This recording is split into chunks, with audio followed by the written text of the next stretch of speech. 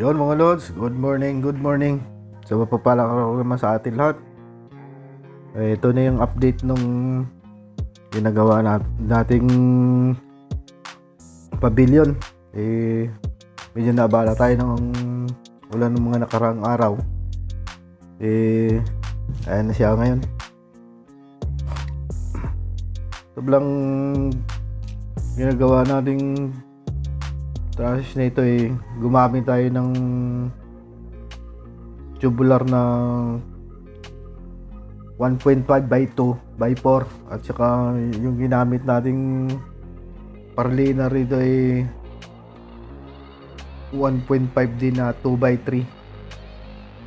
Yung kanyang sanipa naman 2 by 2 by 8 na 1.5 din. Ito ba walang ginawa natin na na design nitong bubong nito, yan yung tinatawag na Dutch gable roofing. Hindi na siya common na nakikita sa mga panahon ngayon kasi nauuso yung yung mga flat yung nakikita na uso sa naging nakikita sa YouTube. Kaya hindi na masyadong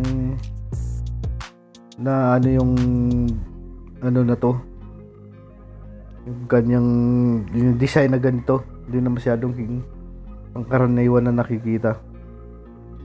Hindi pa natin masyadong makita ang design dahil wala pang yung yero So na yan, at saka itong ilalim kasi nito na natin to nakabaluktot pa yan, hindi siya pinalapad pa natin yung kanyang ibs ng yero, yung laylayan.